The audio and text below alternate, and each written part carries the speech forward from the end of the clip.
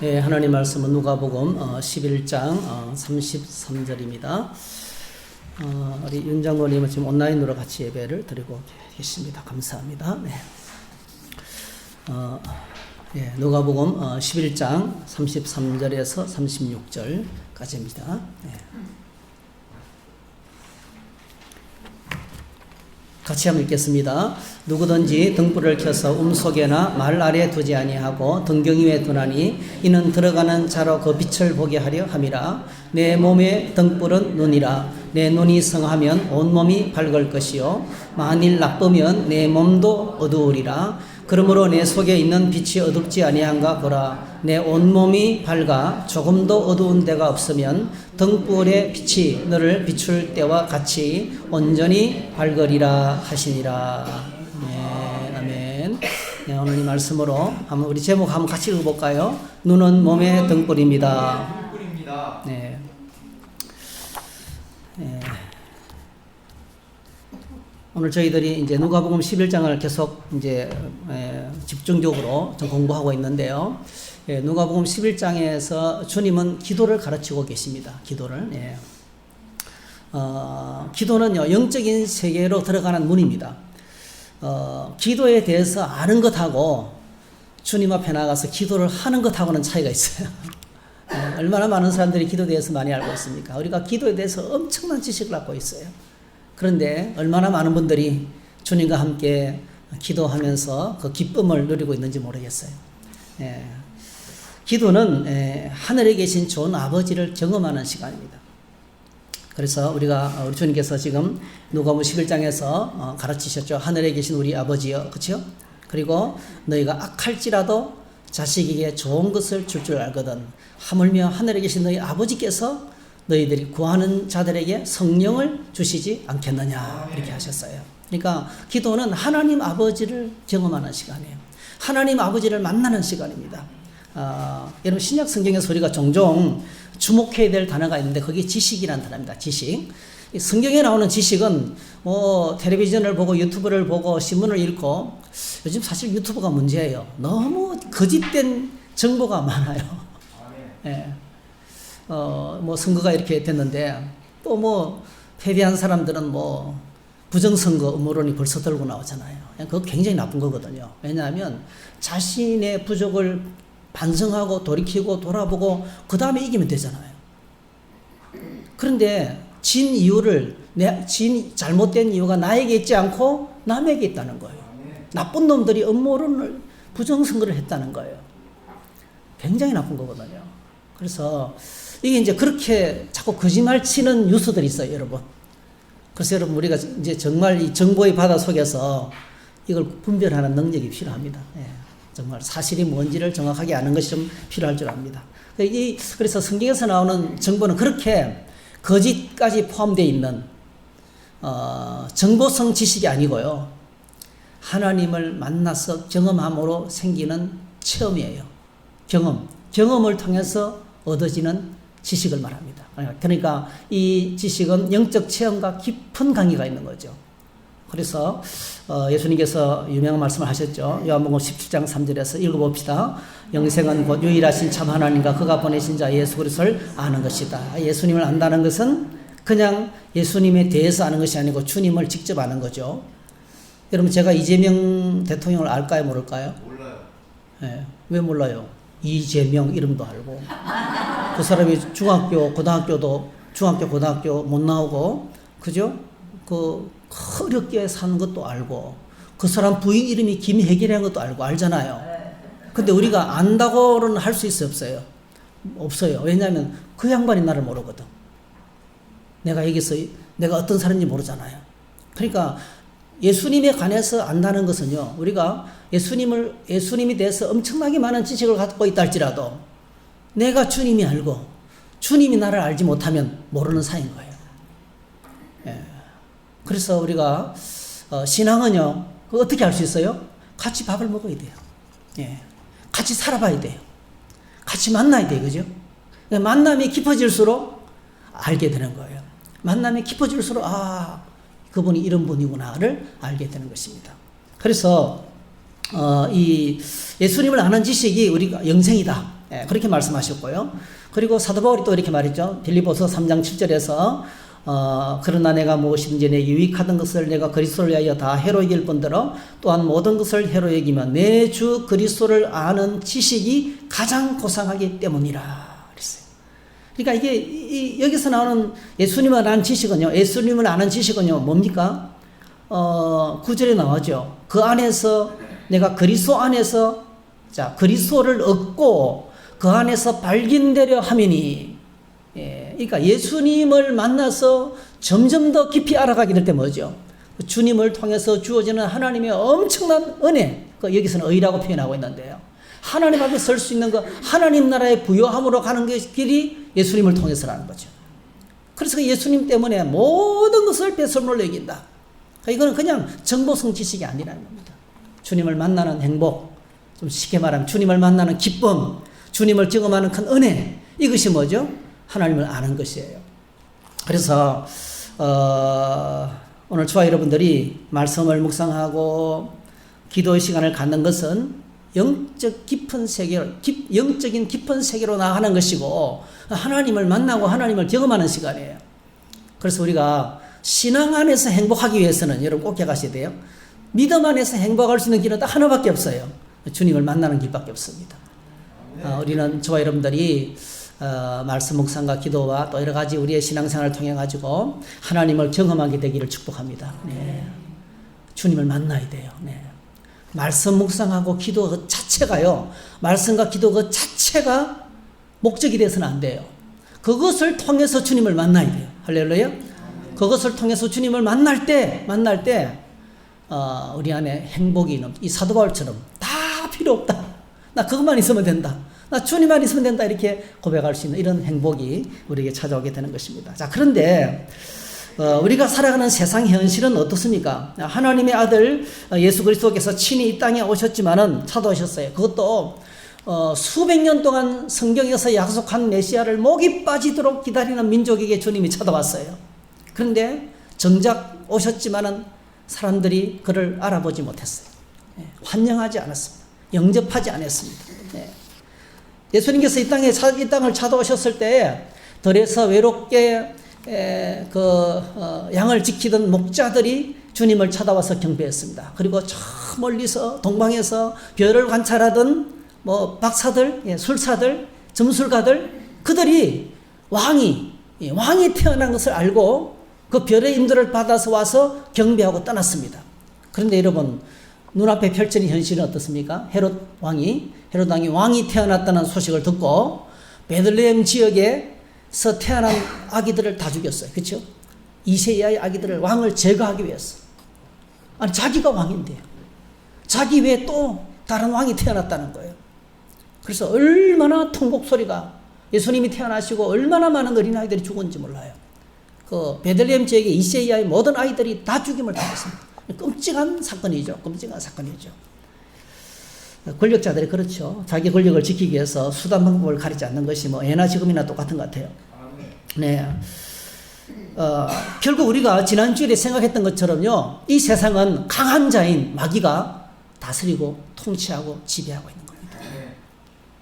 마귀는요, 한 번도 그 사역의 목적을 바꾼 적이 없습니다, 여러분. 마귀의 사역의 목적 한 번도 바꾼 적이 없습니다. 예수님께서 말씀하셨죠. 한번 같이 읽어볼까요? 요한복음 10장 10절 시작. 도둑이 오는 것은 도둑질하고 죽이고 멸망시키려는 것뿐이요 내가 온 것은 양으로 생명을 얻게 하고 더 풍성히 얻게 하려는 것이라. 네. 마귀가 오는 것은 도둑질하고 죽이고 멸망시키는 것. 도둑질하고 죽이고 우리 인류의 행복을 도둑질하고 인류가 갖고 있는 영광의 심벌을 빼앗아가고, 그죠? 그리고 우리를 죽이고 멸망시키는 것. 이것이 마귀의 목적이라는 거죠. 마귀는 수단 방법을 가리지 않고 모든 힘을 다 사용합니다. 세상에 존재하는 모든 힘을 다 동원해가지고, 모든 지혜를 동원해가지고 죽이고 멸망시키는 일을 지금도 진행하고 있어요. 네. 마귀가 인류를 불행하게 만드는 하는 법이 있어요. 그게 바로 우민정책입니다. 우민정책. 예. 눈을 멀게 하는 거죠. 그래서 고린도후서 4장 4절에 보니까 이렇게 그 영적 실제를 우리 이야기하고 있습니다. 한번 같이 읽겠습니다. 그 중에 이 세상의 신이 믿지 아니하는 자들의 마음을 혼미하게 하여 그리스도의 영광의 복음의 광채가 비치지 못하게 하미니 그리스도는 하나님의 형상이니라. 하나님의 형상대로 지음받은 우리가 하나님의 형상을 회복하기 위해서 주님이 이 땅에 오셔서 빛을 비추고 진리를 선포하시고 구원의 메시지를 전했는데요. 알아보지 못하게 눈을 가리는 거예요. 이 세상 신이 믿지 아니하는 자들의 마음을 혼미하게 한다는 것은 어둠 속에 가둬버린다는 거예요. 이런 어둠 속에 가두어지면 어디가 어딘지 몰라요. 예. 아무것도 분별이 안 돼요. 제가 목사인지 몰라요. 오늘 저와 여러분들이 저를 알아볼 수 있는 이유는 뭘까요? 빛이 있기 때문에 그렇죠. 그죠? 예, 빛이 있기 때문에. 근데 이 마귀는요, 빛이 비치지 못하도록 차단하는 거예요. 우리를 어두운 가운데, 아니, 성경이 진리라고 어떻게 믿을 수 있어? 누가 지어낸 이야기 아니야? 네, 못 믿습니다. 그 접근 자체부터, 성경이 진리라는 것에 대한 접근 자체를 아예 막아버려요. 네. 그래서 혼미하게 한다는 것은 어둡게 한다는 겁니다. 그래서 마귀는 지금도 계속해서 우민정책, 성경 읽지 않아도 돼. 그냥 편하게 믿어. 예수 믿고 죽으면 천국 가. 우민정책.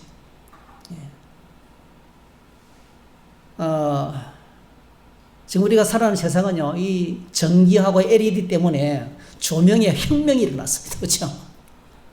여러분, LED 전구 보셨나요? 조그만 전구잖아요. 그거는 여러분, 영구적입니다. 영구적. 뭐가 고장나면 LED 조명 뒤에 있는 부속이 고장나서 거기 불이 안 들어오는 거예요.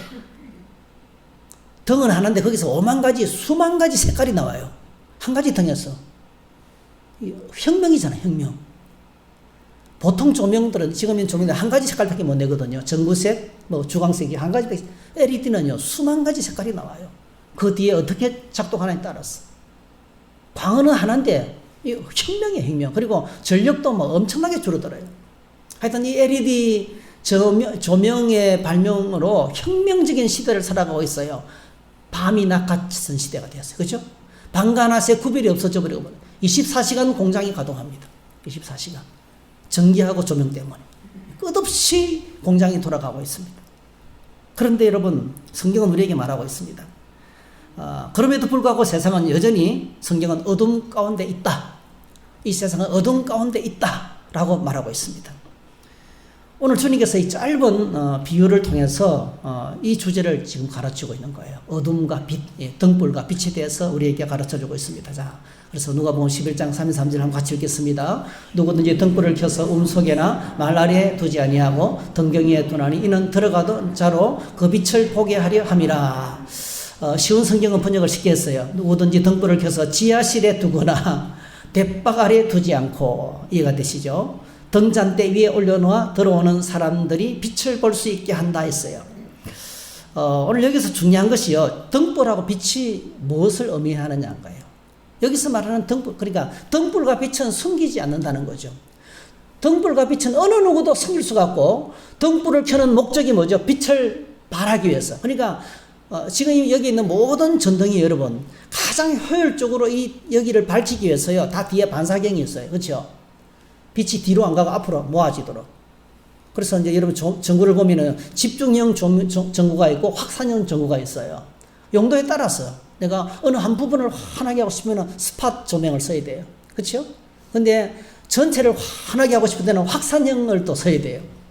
모든 전기는요, 밝게 하기, 최대한 빛이 앞으로 나아가도록 하기 위해서 반사경이 있어요, 뒤에. 그렇죠? 왜냐하면 불을 켜는 목적이 뭐죠? 밝게 하기 위해서. 그래서 여러분 집에 조명이 좀 밝아야 돼요. 400룩스는 굉장히 밝습니다. 우리가 이제 책을 읽을 때 편하게, 왜 시력이 자꾸 나가냐면요, 어두운 조명에서 전기 아낀다고.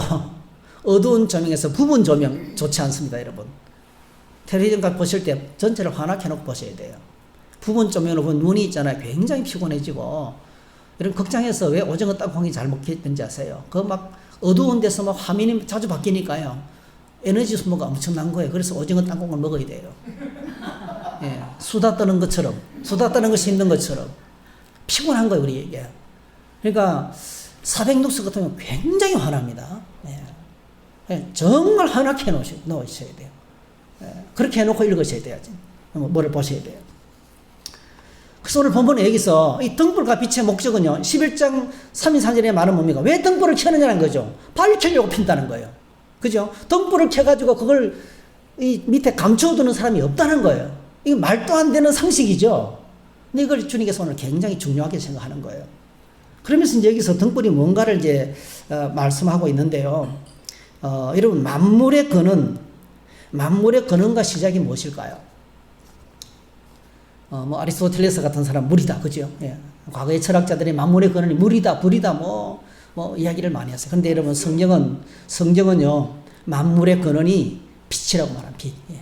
이 만물은 빛에서부터 시작이 됐어요. 아멘. 창세기를 여러분 우리가 펼쳐보면, 제가 다 읽지는 않겠어요. 자, 태초에 하나님이 천지를 창조하시니라. 땅이 혼돈하고 공허하며 흑암이 깊음이 있고 하나님의 영은 수면에 운행하니라. 창조하기 전에 땅이 혼돈하고 공허했다는 것은 아무 질서도 없었고요. 땅이 그냥 완전 원형, 완전 둥글게 돼 있다는 거죠. 산이 올라가지도 않고 바다가 내려가지도 않고 그냥 완전 둥근 상태, 꾸며지지 않은 상태, 있는 모습 그대로 둥근 공 같았어요. 공허했다는 것은 거기에 아무것도, 어떤 건축물도 없었다는 거예요. 그리고 뭐죠? 흑암이 깊음이 있고 이 땅덩어리가요, 그냥 물에 휩싸여 있었어요. 물에 휩싸여. 하나님이 창조하신 원래 모습이 물로 휩싸여 있었어요. 네. 그치. 하나님께서 첫째 날 뭐 하셨어요? 빛을 창조하셨어요. 아멘. 네. 빛을 만드시고, 이 빛은 태양빛이 아닙니다, 여러분. 태양은 한참 뒤에 만들어요. 이 빛은 태양빛이 아니고요, 그냥 빛을 만드시고, 하나님께서 최초로 빛을 만드셨어요. 그래서 이 빛은 여러분 어느 한쪽 방향에서 오겠죠, 그죠? 그래서 빛은 직진하기 때문에 빛을 만드는 그날부터 뭐죠? 빛이 비치는 곳은 낮이고 빛이 비치지 않는 곳은 어둠이고, 그죠? 그래서 낮과 밤이 나뉘어지고 이게 첫째 날이 된 거예요. 그 다음에 둘째 날에 뭘 만들어요? 둘째 날에 이제 궁창을 만들어요. 이 지구가 온통 물로 쌓여 있어, 깊은 물로 쌓여 있었는데요. 이 물을 윗물과 아랫물로 나눠요. 네? 그러니까 윗물과 아랫물, 그러니까 이 지구가 동그랗게 있으면 아랫물은 바닷물에 해당하게 되겠죠. 윗물은 뭐죠? 공중에 물이 있는 거예요. 그러니까 최초의 인류는요, 거대한 물띠 안에 있었어요. 그러니까 외부로부터는 어떤 자외선이나 모든 유해 강선이 다 차단됐던 거예요. 근데 언제 쏟아내렸죠, 그게? 노아의 홍수 때 윗물이 아래로 다 쏟아내린 거예요. 네. 그러니까 온실처럼 비가 필요 없는 거예요. 늘 가습기 틀어놓은 것처럼 기가 막히게. 그러니까 사람들이 몇 년까지 살았어요? 969세까지 1000년을 살았습니다. 네. 환경이 너무 좋았어. 그리고 홍수 난다 하니까 뭐 사람들이 아무도 안 믿었어요. 왜? 아니, 홍수가 필요 없는데 뭐 가습기 틀어놓은 것처럼 늘 촉촉하게 땅이 젖어 있고 늘 이슬이 내리고, 네. 인류가 살아갈 수 있는 최적의 환경을 만들어 놓았던 거예요. 네. 그래서 이제 궁창을 만들었어요. 궁창. 그러니까 둘째 날은 하늘을 만들었어요. 셋째 날 뭐 만들었어요? 이제 땅에 있는 물 있죠. 땅에 있는 물을 한 곳으로 모았어요. 푹 들어가게 만들고, 산이 솟아오르게 만들고, 바다가 들어가게 만들고, 이러니까 자동적으로 뭐죠? 낮은 곳에 물이 모이잖아요. 물이 모인 낮은 곳은 바다가 되고, 솟아올라온 것은 육지가 되는 거예요. 그래서 셋째 날 뭐예요? 땅과 바다를 만들었습니다. 그리고 식물을 만드셨어요. 식물. 가장 먼저 필요한 거. 모든 생명체가 먹이가 이 식물이잖아요. 예? 그리고 난 다음에, 넷째 날에 드디어 해와 달과 별들을 만듭니다. 그렇죠? 그래서 이 땅에, 여러분이가 이 땅에 존재하는 이 옷도요, 태양빛 때문에 존재하게 된 거예요. 예. 이 땅에 존재하는 모든 것들은요, 태양빛이 없으면 존재가 안 됩니다, 여러분. 태양빛이 우리에게 생명을 주는 겁니다. 식물이 자라고 우리가 먹고, 우리도 마찬가지예요. 우리의 존재 자체도 태양이 비치지 않는다면 끝나는 거예요. 네. 우리의 존재의 근원이 뭐죠? 빛으로부터 오는 에너지, 그죠? 태양빛으로부터 우리가 존재합니다. 그래서 하나님께서 빛을 만드셨는데 첫째 날에 만드셨어요. 넷째 날에 태양빛을 만들기 전부터 빛을 만드셨다는 거예요. 네. 그래서 빛은 뭐죠? 생명의 시작입니다. 우리가 해석할 때 빛은 생명의 시작이 되는 거예요. 그래서 창세기하고 꼭 닮은 신약 성경이 있어요. 무슨 책일까요, 여러분? 창세기하고 꼭 닮은. 그러니까 창세기는 첫 번째 천지창조죠. 근데 신약 성경이 한 권의 책은요, 재창조. 예수님을 믿고 다시 창조된 사람의 이야기를 기록하고 있어요. 무슨 책일까요? 무슨 책? 예. 여러분 가르쳐 드리는데 다 잊어먹어서 감사합니다. 제가 다시 말씀드릴게요. 네, 요한복음이에요. 요한복음. 자, 요한복음 읽어봅시다. 시작. 태초에 말씀이 계시니라. 이 말씀이 하나님과 함께 계셨으니 이 말씀은 곧 하나님이시니라. 그가 태초에 하나님과 함께 계셨고 만물이 그로 말미암아 지은 바 되었으니 지은 것이 하나도 그가 없이는 된 것이 없느니라. 그 안에 생명이 있었으니 이 생명은 사람들의 빛이라. 빛이 어둠에 빛이 돼 어둠이 깨닫지 못하더라. 하나님께로부터 보내심을 받은 사람이 있으니 그의 이름은 요한이라. 계속 읽어요. 7절. 그가 증언하러 왔으니 곧 빛에 대하여 증언하고 모든 사람이 자기로 말미암아 믿게 하려 함이라. 그는 이 빛이 아니요 이 빛에 대하여 증언하러 온 자라. 참빛 곧 세상에 와서 각 사람에게 비추는 빛이 있었나니 그가 세상에 계셨으며 세상은 그로 말미암아 지은 바 되었으되 세상이 그를 알지 못하였고 자기 땅에 오매 자기 백성이 영접하지 아니하였으나 영접하는 자 곧 그 이름을 믿는 자들에게는 하나님의 자녀가 되는 권세를 주셨으니 이는 혈통으로나 육정으로나 사람의 뜻으로 나지 아니하고 오직 하나님께로부터 난 자들이라. 아멘. 아멘. 그래서 이제 이 창세기가 똑같잖아요. 태초에 말씀이 계시니라. 태초에 하나님의 천지를 창조한 구조가 똑같아요. 예, 재창조. 오늘 주와 이런데 예수 믿으면 새로운 창조가 일어나는 겁니다. 예, 어떻게 새로운 창조가 일어납니까? 빛 대신 예수님을 통해서 새롭게 창조되는 거예요. 영접하는 자, 그 이름을 믿는 자들에게는 하나님의 자녀로 태어나는 거예요. 할렐루야. 그러니까 우리가 예수님을 영접하고 모셔드리면 이 빛이 빛 대신 주님을 만나는 거예요. 빛 대신 주님이. 주님이 사울이 예수 믿는 사람을 잡아 가두러 다마스커스로 가다가 길가에서 누굴 만났어요? 빛을 본 거예요. 빛을. 네. 이 강력한 빛이신 주님을 만난 거예요. 너무 강력해서 눈을 잃어버렸어요. 시력을 잃어버렸어요. 사람들에게 끌려서 갔어요. 그렇죠? 부활해서 지금 살아계시는 주님이 빛으로 계시는 거예요. 어떤 빛이에요? 이 빛이 어떤 빛이에요? 언제부터 있었어요? 예, 태초에.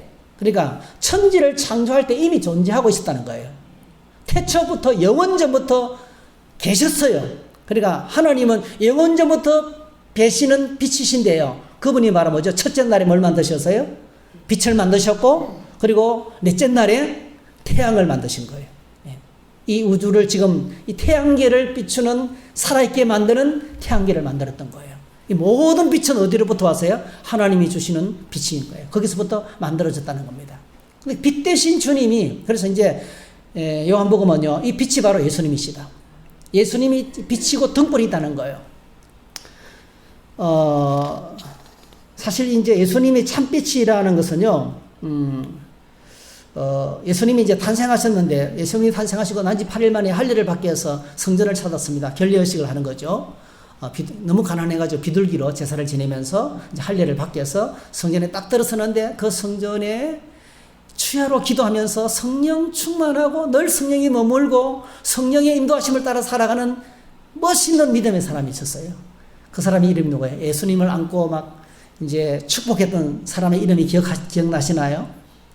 네, 시몬. 할렐루야. 어이구, 이제 아시는 분이 계셔서 감사해요. 네. 자, 그 시몬이 이렇게 예수님을 이야기합니다.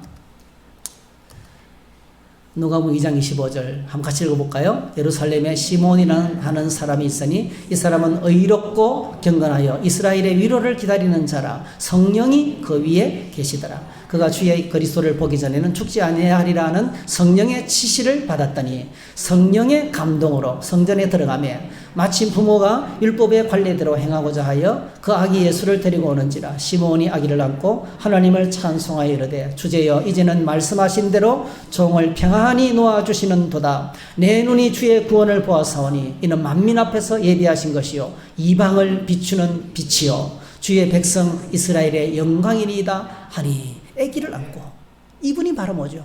하나님이 오래전에 약속하시는 그 빛이라는 거예요. 나 이 시몬 너무 존경, 한번 만나보고 싶어요. 여러분 시몬과 같은 주의 사람이 되시기를 바랍니다. 오늘 시몬을 어떻게 묘사하냐면요, 자, 성령이 그 위에 계시니라. 굉장하죠. 아직 오순절날 성령이 오시기 전이에요. 근데 이 시몬은요, 얼마나 기도하면서 주님께 나아갔던, 주님과 함께 있는 사람인지요, 성령이 그 위에 머물러 있는 사람이었어요. 그 다음에 26절, 성령의 지시를 받았어요. 27절, 성령의 감동으로 성전에 나아갔어요. 자, 오늘 저희는 이렇게 성령으로 예배하고, 성령으로 기도하고, 성령으로 찬양하고, 성령이 머물고, 성령의 지시를 받고, 성령을 따라 움직이는 하나님의 사람이 되시기를 축복합니다. 그가 누굽니까? 주님을 알아보는 거예요. 알아보는 자가 없었는데요. 빛이 이 세상에 왔으나 어둠이 깨닫지 못하더라. 아무도 알아보지 못해. 그 백성이 영접하지 못했어요. 자기 땅에 오면 자기 백성이 영접하지 아니하였으나. 그럼 뭐죠? 예수님을 알아보고 영접. 이게 영접인데요, 영접. 저기 누가 오면은, 아이고, 오시네. 할렐루야. 어서 오세요. 이 영접이에요. 알아보고 반갑게 맞이하는 거예요. 오늘 저와 여러분들이 주님이 하시는 일에, 성령께서 하시는 음성에 이렇게 깨닫고 환영하고 영접하고 이런 하나님의 사람이 되시기를 축복합니다. 저도 정말 이렇게 되고 싶어요. 정말 얼마나 부러운지 모르겠어요. 이것은요, 이방을 비추는 빛은 이사야 선지자가 예언했던 거예요. 이사야 선지자가. 이사야서 9장 1절 7절, 전에 고통받던 자들에게는 흑암이 없으리로다. 옛적에는 여호와께서 스불론 땅과 납달리 땅이 멸시를 당하게 하셨더니 그 후에는 해변길과 요단 저쪽 이방의 갈릴리를 영화롭게 하셨느니라. 흑암에 행하던 백성이 큰 빛을 보고 사망의 그늘진 땅에 거주하던 자에게 빛이 비치도다. 예. 이게 흑암에 행하던 백성, 사망의 그늘진 땅, 이게 인생이에요. 모든 인생들은요, 죽음이 주는 두려움과 삶의 고달픔 때문에 사실 우리는 오늘 저와 여러분들이 인생을 한번 점검해 보세요. 수많은 사람들이 희망 없이 그냥 체념하며 살아가는 거예요. 아, 이게 사는 거예요 하면서 체념하며 살아가는 삶의 현실의 사실은요. 이게 사망과 죽음의 그늘에 앉아있는 사람들이에요. 여러분, 날마다 일어나면 하나님 오늘 나에게 하루를 주셨네요. 가슴 벅찹니다. 할렐루야. 할렐루야. 그렇게 일터로 달려가고요.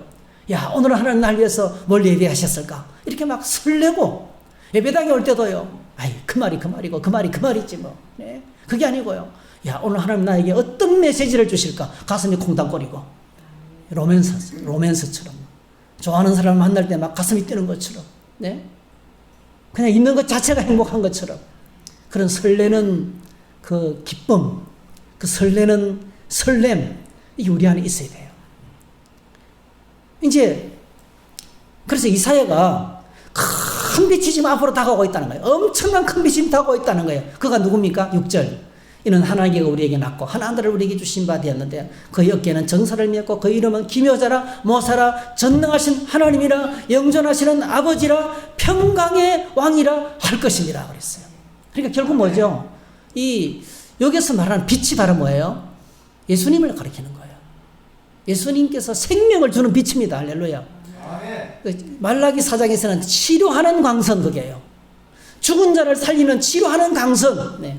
예수님이 가는 곳마다 사망이 물러가고, 예수님이 가는 곳마다 묶인 자가 자유케 되고, 예수님이 가시는 곳마다 생명 없음에서 생명 있음으로 나타나고, 예수님이 가는 곳마다 풍성한 생명의 역사가 나타나는 거예요, 여러분.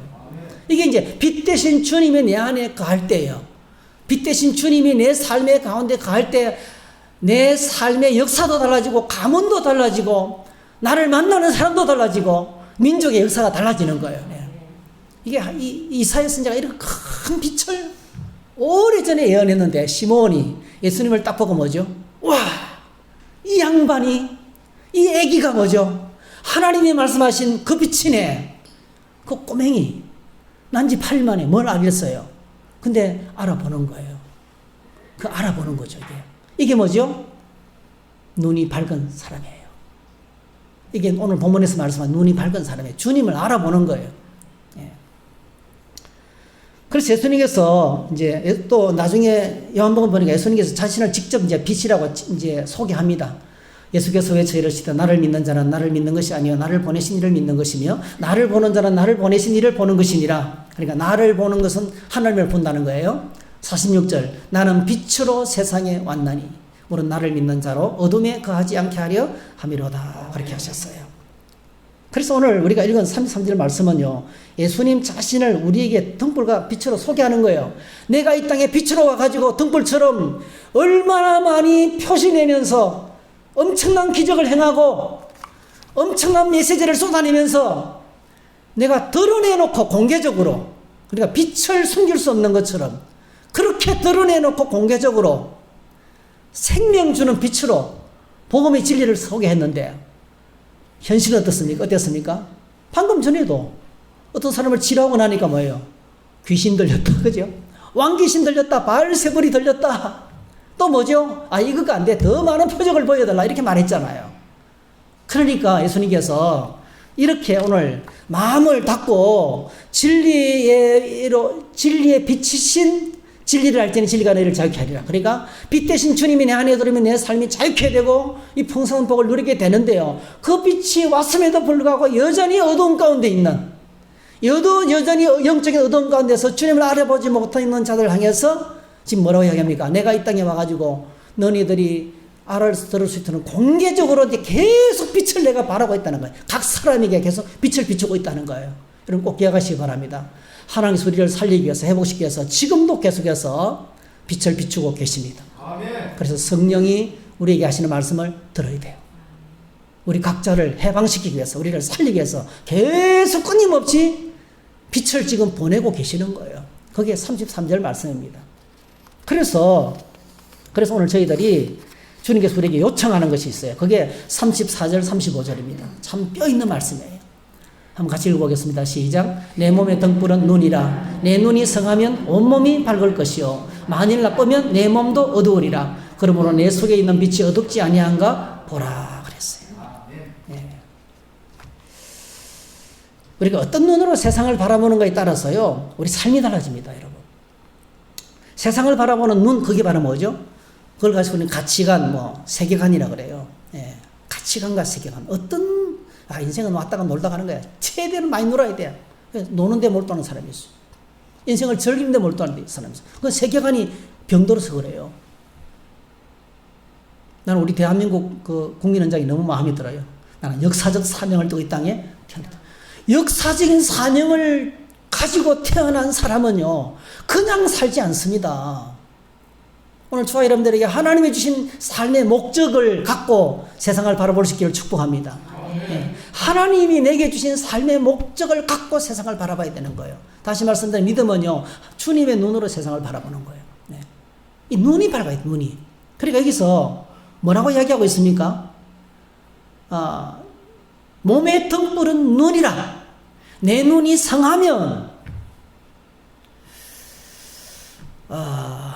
여러분, 모든 제품에는요, 그 제품이 어떻게 작동되고 어떻게 작동해야 되는지, 사용되는지를 설명해주는 매뉴얼이 있잖아요. 그죠? 그 매뉴얼대로 작동해야 돼요. 요즘은 너무 시대가 좋아가지고 인공지능, 지가 알아서 해. 한가위만 누르면 지가 알아서 해야 돼요. 옛날에는 전부 다 뭐죠? 물은 세탁기 눌릴 때 있잖아요. 세탁기 옛날에 눌릴 때는, 옛날에는 막, 지금 우리 이제 화장실에 있는 세탁기는 옛날식입니다. 그죠? 물 높이, 따다닥. 세탁 방식, 따다닥. 그 다음에 탈수는 어떻게 다 정해줘야 돼요. 요즘은요, 인공지능, 지가 알았어요. 와, 매뉴얼이 많이 필요가 없어요. 어디 잘못됐죠? 또 지가 알아서 진단해. 어디 고장났다고, 그죠? 필터 교환해달라고 그러고 말이죠. 어쨌든 간에 너무 편리한 시대가 되었습니다.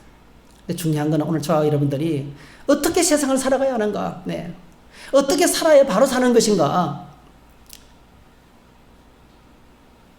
돈 있고 권력 있고 명예를 가지고 그것이면 잘 살았다고 할 수 있는가? 이거 여러분 질문을 던져야 돼요. 제가 여러분이 두 사람을 소개하겠어요. 이 사람들은 모르는 사람 없죠. 말론 브랜도. 예, 브랜도 해도 되고 브란도 해도 되고. 네. 말론 브란도. 예. 예. 말론 브랜도. 예. 잘생겼죠. 1924년도에 태어났습니다. 이 사람, 제가 백과사전을 딱 네이버에 쳐서, 백과사전 첫 번째예요. 딱 따오는 영어가 있어요, 영어. He is the mark. 그는 표지다. 그는 표지판이다. There's before Brando and after Brando. 영화 시대를요, 영화 시대의 앞뒤 영화 시대를 완전히 바꿔놓은, 영화의 시대를 완전히 바꿔놓은 인물인 거예요. 그러니까 영화 세계에서는요, 말론 브란도 이전, 말론 브란도 이후라는 거예요. 마치 예수님 이 땅에 오셔가지고 주전과 주가 됐던 것처럼요. 영화의 세계에서는 이 사람이 큰 역을 껐다는 거예요. 이 사람이요, 얼마나 그 출연료가 많았던지, 어떤 데는요, 출연료가 너무 비싸가지고 섬 전체를 하나 출연료로 받게 됐어요. 섬 아이슬란드를 있잖아요. 출연료로 받게 됐어요. 얼마나 돈을 많이 벌었겠어요. 이 사람이 출연했던 영화가 이렇게 많아요. 욕망이라는 이름이 잘 안 보이죠? 욕망이라는 이름의 전차, 줄리어스 시저, 워터프론트, 아가씨와 건달들, 뭐 대단한 거죠. 예. 애꾸는 잭, 푸른 시간, 바운팅허의 반란, 파리에서의 마지막 탱고, 대부 아시죠? 슈퍼맨, 예. 지옥의 묵시록, 돈주왕, 뭐 이런 거. 예. 여러분 이 영화 한번 보세요. 근데 이 말론 브란도가 어떻게 살았냐면 결혼을 4번 했어요. 정식 결혼이 3번이고요. 그냥 사실은 같이 산 경우 비서하고 같이 살았는데 또 아이를 많이 낳았어요. 그리고 이제 그 외 혼외 정사까지 했어요. 4번의 결혼에다가 혼외 정사까지 자녀가 17명.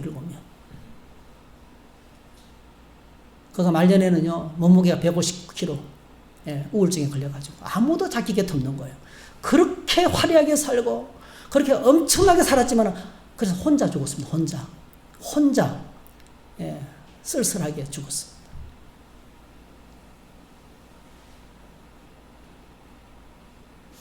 이름을 안 밝히겠어요. 김 무슨 집사님이라고 계시는데요. 제가 그 방송에서 직접 들은 간증인데요. 이분은 이제 어릴 적에 엄마가 자신들을 버리고 집을 나갔어요. 네. 그러니까 동생들이 있고 있잖아요. 그러니까 동생들이 있고 막 목숨을 내놓고 살았다는 거예요. 정말 굶어 죽는 거예요. 이러면 엄마가 집을 나가 버렸어요. 아버지는 맨날 뭐 술 먹고 또 엉망이고. 네. 그래서 이제 목숨을 걸고 막 초등학교 때부터 막 일하면서 동생들을 챙기면서 그렇게 이제 집에 가장으로 살다가 드디어 이제 그 남편을 만나서 결혼을 하고 그리고 식당을 이제 경영하면서 안정이 됐어요. 너무 행복한 거예요. 네. 근데 어느 날 그 식당에 이상한 손님이 찾아왔어요. 어떤 할아버지가 할머니를 데려온 거예요. 어떤 할아버지가 할머니를 데려온 거예요. 근데 그 할머니가 중풍병에 걸려 있었어요. 그 할머니가 누구냐면 자기를 버리고 떠났던 엄마인 거예요. 그때부터 엄마를 집에 모셨는데요. 대소변을 다 받아내야 되고 3년을 엄마를 모시면서 엄마가 또 얼마나 도도한지 막 소리를 지르고 막 미안하다는 말 한마디도 없고, 예. 그러면서 엄마를 케어를 다 하고 돌아가셨어요. 이분이 엄마가 돌아가시고 난 다음에요, 믿음이 있으니까, 네. 자기가 지금까지 인생을 살았는데 이렇게 연세 많으신 어르신들, 천국 가시는 분들을 위해서 내가 내 삶을 드려야 되겠다. 엄마를 섬기면서 어르신들의 외로움을 알게 되고요. 그 돌아가시는 분의 마음을 알게 된 거예요. 그래서 지금도 여러분, 그분은 호스피스 병원에서 어르신들을 섬기는 호스피스 사역을 지금도 하고 있어요. 뭐 때문일까요?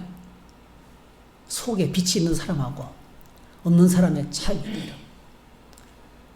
우리는 생각할 때 있잖아요. 우리는 생각할 때요, 세상에 있는 것들이 전부 다가 될 확률이 높아요.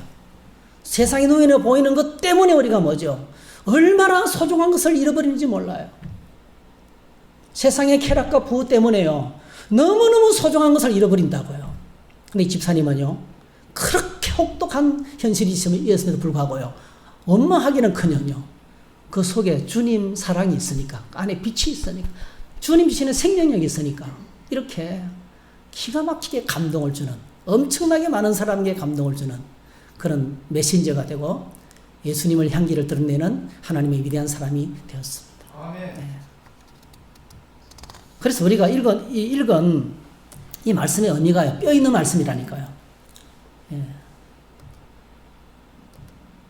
예. 내 눈이 성하면, 자, 두 종류의 사람이 있어요. 눈이 성한 사람이 있어요. 눈이 성한 사람, 눈이 건강한 사람, 어떤 사물을 바라볼 때 바로 바라보는, 세상을 바른 가치관으로 하나님의 말씀으로 바로 보는 바른 가치관을 가진 사람이 있어. 이 사람의 삶은 빛 가운데서 풍성한 삶을 누리게 됩니다. 근데 눈이 나쁘면, 자, 눈이 나쁜 사람이 있어요. 만일 눈이 나쁘면, 이게 나쁘다는 말은요, 그 앞에서 악하고 엄란한 시대가, 악하고 엄란한, 주님께서 세상을 악하다고 했을 때 그 악하다 하는 말하고 똑같습니다. 눈이 나쁘다는 것은 그 속에 악이 가득 차 있는 거예요. 세상을 절대로 똑바로 안 봅니다, 여러분. 빽딱하게 바라보고 굉장히 부정적으로 바라보고 잘못된 시선을 가지고 있는 거죠. 왜? 가치관이 잘못됐으니까. 그래서 내 눈이 나쁘면 우리 삶 전체가 엉망이 된다는 거죠. 어둡다는 것은요, 혼미한 가운데 방향을 잡지 못하고 어디로 가야 할지, 어떻게 살아야 될지, 삶의 방향도 없이 목적도 없이 그렇게 살아가게 된다는 것입니다. 그러므로 35절 다 같이 한번 읽었습니다. 시작. 그러므로 내 속에 있는 빛이 어둡지 아니한가 보라. 이게 주님 주시는 메시지인가 오늘요. 내 속에 정말 빛이 어둡지 아니한가 보라는 거예요. 빛이 어두울 수 있나요, 여러분? 빛이 어두울 수 있나요? 불가능하죠, 사실은요. 근데 내 안에 있는 빛이 어두울 수 있다는 거예요. 내가 그리스도인이라는 이름은 가졌지만은 신앙생활을 하고 있다고 생각하고 있지만은요, 실제로 내 안에 있는 주님이 죽어 있어요. 내 안에 주님이 죽어 있어요. 모든 걸 내가 다 결정해. 내가 생각하고, 내가 판단하고, 내가 결정하고, 내가 다 살아요. 근데 여러분, 기도의 보좌로 나가고, 말씀의 보좌로 나가서 주님으로부터 엎드리는 사람은 구하는 자에게 성령을 주시지 않겠느냐. 할렐루야. 여러분 꼭 기억하셔야 돼요. 말씀과 기도의 자리로 나가면 주님께서 우리에게 조명하십니다. 빛을 비춰주십니다. 주님께서 우리에게 빛을 비춰주십니다. 이 빛을 받아야 돼요. 그래서 우리는 할 수가 없어요. 우리는요, 태양 빛을 발하는 광은체가 아니고요, 달 같은 존재입니다, 여러분. 달은 어떻습니까? 어떻게 빛을 반사합니까? 태양빛을 받는 면적이 넓으면 뭐죠? 보름달이 되는 거죠. 보름달이 되면 어떻습니까? 밤길에 얼마나 다 보이는지 몰라요. 환한지 몰라요. 네, 그렇죠. 예. 보름달이 되면 다른 빛이 필요 없습니다. 네. 우리는 보름달 같은 존재인 거예요. 하나님으로부터 오는 빛을 충분히 받아야 돼. 네. 예수 그리스도의 빛으로 빛의 갑옷이 바로 그런 거예요. 말씀과 기도 가운데 주님과 만나서 깊이 교제하면 하나님께서 우리에게 조명을 비춰주시는데 우리 안에 충만히, 여러분, 이 주님의 빛으로 충만하게 되시길 축복합니다. 그러니까 너희 안에 있는 빛이 진짜 어두움과, 얼마나 많은 사람들이 신앙생활을 하고 있다는 생각 때문에요, 자기 생각이 하나님 말씀이라고 착각합니다. 신앙생활을 나는 하고 있기 때문에 나는 하나님 말씀을 잘 알고 있으라고 생각합니다. 그렇지 않습니다. 네. 성령이 하시는 말씀도 못 들을 때가 많아요. 얼마나 많은 기회를 놓치는지 몰라요. 그래서 주님께서 그러므로 내 속에 있는 빛이 어둡지 아니한가 체크해보라는 거예요. 너의 안에 있는 믿음이, 너 안에 있는 빛이, 주님의 빛이 지금 빛나고 있는지 체크해보라는 것입니다. 네. 시편 119편 105절에 보니까 한번 같이 읽어볼까요? 시작. 주의 말씀은 내 발의 등이요 내 길의 빛이다. 네. 죄인의 90%는 어둠입니다.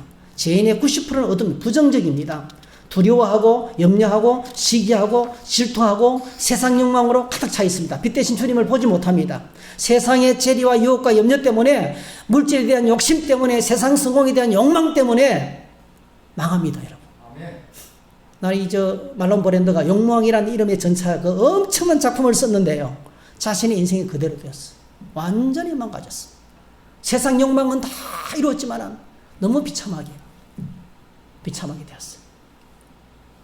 그래서 오늘 저희들이 어떻게 세상을 바라봐야 될 것인가? 우리 주님께서 세상을 이렇게 바라보십니다. 우리 주님께서, 자, 요한복음 4장 35절 이렇게 세상을 바라보십니다. 시작. 너희는 넉 달이 지나야 추수할 때가 이르겠다 하지 아니하느냐. 그러나 나는 너희에게 이르노니 너희 눈을 들어 받쳐보라. 희어져 추수하게 되었도다. 여러분, 주님의 눈을 갖게 되시기를 축복합니다. 지금 예수님께서 이 사마리아 수가성, 이 사마리아 땅은요, 그 당시 회색지대, 희망이 없습니다. 거기 희망을 말하는 것은 말 자체가 불가능해요. 예, 혼혈족들이 살아가는, 버림받은 인생들. 예배도 못 드리죠. 그죠? 예루살렘 성전에 못 옵니다, 사람들은. 거래도 못 합니다. 만나서 인사도 못 해요. 법으로 정해져 있어요. 근데 예수님께서 그 말을 찾아가서 누굴 만납니까? 사마리아 수가성 여인을 만나는 거예요. 그 버림받고 희망이 하나도 없는 그 인생을 만납니다. 이게 주님이세요. 여러분, 우리 안에 희망이 사라졌을 때 꼭 기억하시기 바랍니다. 주님은 그래도 나를 버리지 않습니다. 나를 그 뜨거운 사막을 걸어서 지치면서 나를 찾아오시는 거예요. 찾아오셔서 여인을 만나서 대화했습니다. 그리고 주님을 만난 이 여자가 막 예수님과 대화하는 가운데 뭐죠? 회복됐어요. 할렐루야. 회복되고 동네에 들어가가지고 온 동네 사람들을 다 데리고 와요. 자, 예수님께서 사마리아 땅을 어떻게 해요? 눈을 들어 밭을 보라 희어져 추수하게 되었도다. 여러분, 농사를 지어 보시면 아시죠? 농부들에게는요, 추수 열매가 그동안의 모든 수고를 다 잊어버리게 만듭니다. 예. 예. 가장 기쁜 날이 추수하는 날입니다. 가장 기쁜 날이. 얼마나 기쁜지 몰라요. 허리 아픈 줄 몰라요. 예. 할머니가요, 가마떼기를 짊어집니다. 네. 추수는 힘이 나가지고. 네. 80대 할머니가요, 벼 한 가마니를 짊어진다니까요. 힘이 나가지고. 기쁘니까요. 기쁨이 충만하니까요. 네. 예수님께서 세상을 바라볼 때 그 사마리아 땅을요, 추수할 밭으로 보는 거예요. 희망이 막 흘러 넘칩니다. 여러분, 오늘 저희들이 세상을 바라볼 때 어떻게 바라보고 계시는가요? 아, 세상 이거 염세적이고 아무 해도 안 돼. 있는 놈들이 다 해. 예. 다 때려 죽여야 돼. 뒤엎어버려야 돼. 저는 이번에 대선구 하는 중에서 어떤 사람이 뒤엎자 그랬는데, 니나 뒤엎으라고 했어. 자기나 뒤집어줘야 돼. 예. 자꾸 뒤엎자 그러고 말이에요. 가랍자 그러고. 이거 굉장히 부정적인. 왜냐하면 이미 이 땅이 엉망이라고 생각하고 있는 거거든요. 저는 대한민국이 세계에서 가장 살기 좋은 나라로 생각해요. 다른 나라가 부럽지 않아요. 너무너무 좋아요. 이렇게 똑똑하고 이렇게 지하수 파면 바로 먹을 수 있고 있잖아요. 하이패스 그냥 바로 통과하죠. 디지털 키, 인터넷 얼마나 빠릅니까, 여러분? 이렇게 천국 같은 나라예요. 근데요, 정치 지도자들이 자꾸 뒤엎어버린다. 이게 잘못돼. 여러분, 뒤엎어버리면 어떻게 돼, 세계에서요? 뒤엎어버리면 북한처럼 되는 거죠. 예? 세상을 바라볼 때요, 오늘 저희들이 희망에 가득 차야 돼요. 와, 하나님께서 나에게 일하라고 일터를 주셨구나. 할렐루야. 나에게 이렇게 내 삶의 꿈을 꾸고 행복을 하기 위해서 가정을 주시고 일터를 주시고 사람들을 주시고 이렇게 만나게 하셨고, 이렇게 긍정적인 생각을 가지셔야 돼요.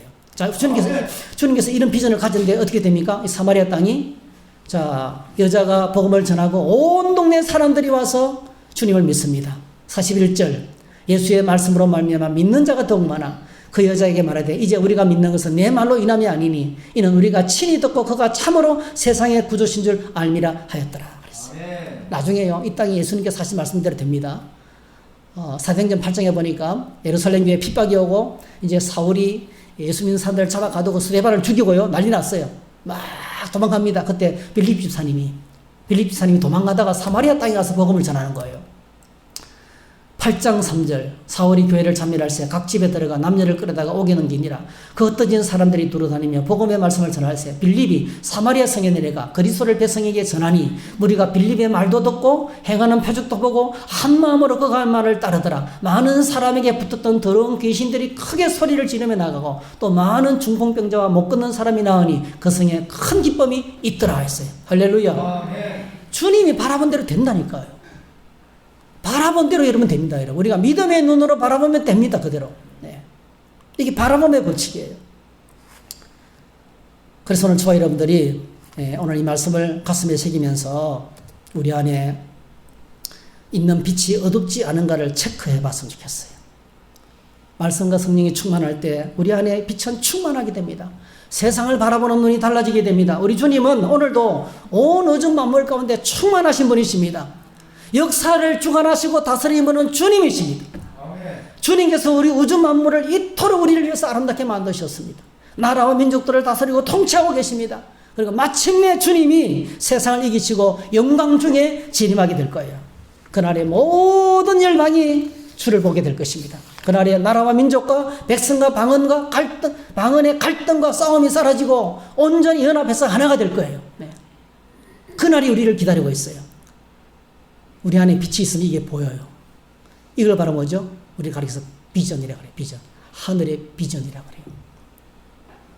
요한계시록 7장 9절 12절 우리가 제가 자주 읽은데 한번 읽어보십시다. 시작. 이를 후에 내가 보니 각 나라와 족속과 백성과 방언에서 아무도 능히 셀 수 없는 큰 무리가 나와 흰옷을 입고 손에 종려 가지를 들고 보좌 앞과 어린 양 앞에 서서 큰 소리로 외쳐 이르되 구원하심이 보좌에 앉으신 우리 하나님과 어린 양에게 있도다 하니 모든 천사가 보좌와 장로들과 내 생물의 주위에 서 있다가 보좌 앞에 엎드려 얼굴을 대고 하나님께 경배하여 이르되 아멘. 찬송과 영광과 지혜와 감사와 존귀와 권능과 힘이 우리 하나님께 세세토록 있을지어다. 아멘 하더라. 이게 우리를 기다리고 있는 그날이에요. 우리 앞에 이 날이 기다리고 있어요. 이 세상 끝에 이 날이 우리를 기다리고 있는 것입니다. 온 땅의 모든 열방들이 주 앞에 나와서 찬양하며 경배하고 예배하는 그날이 우리를 기다리고 있는 거예요. 이걸 믿음의 눈으로 바라봐야 되는 겁니다. 요한계시록 22장 5절 계시록 맨 마지막 절 시작. 다시 밤이었겠고 등불과 햇빛이 쓸데없으니 이는 주 하나님이 그들에게 비치심이라 그들이 세세토록 왕노릇하리로다. 할렐루야. 우리가 이 땅을 살아가면서 얼마나 많은 상처와 아픔이 있습니까? 주님이 다 치료하실 줄로 믿습니다. 다 치료하십니다. 다시는 담이 없겠고 다시는 고통이 없겠고 다시는 죽음이 없겠고 그 모함과 거짓이 없겠고 다 떠나가. 주님의 빛 앞에 주님의 비추시는 빛 앞에 다 치료가 됩니다. 세세토록 주님과 함께 우리는 왕노릇하게 될 거예요. 영광스러운 모습으로 우리를 기다리고 있어요. 그러므로 오늘 저와 여러분들이 해야 될 것이 있어요. 마지막으로 시편 119편 18절 시작. 내 눈을 열어서 주의 율법에서 놀라운 것을 보게 하소서. 말씀과 기도의 자리에 나가서 빛으로 조명을 받고 하나님의 빛 가운데서 주님을 만나는 그런 시간을 가지셔야 돼요. 우리가 이렇게 다 주님 안에서 하나님의 이 빛으로 말미암아 우리가 영적으로 건강한 눈을 갖고 활기차게 아무리 세상이 나를 속이고 아무리 세상이 나를 힘들게 하고 내 안에 아무리 큰 상처를 준다 할지라도 예수님의 이름으로 이기고 승리하고 치료되고 회복되고 자유케 되어서 오늘 저와 여러분들이 건강한 마인드를 가지고 세상을 변화시키고 가정을 변화시키고 또 사람들에게 힘을 주고 은혜를 공급하고 그래서 행복한 공동체를 만들어 나가는 행복한 가정을 만들어 나가는 누구보다 행복한 인생이 되는 그런 은혜가 있기를 주의 이름으로 축복합니다. 아멘. 할렐루야. 그래서 오늘 이 찬양 한번 불러보겠습니다. 참 아름다워라 주님의 세계나.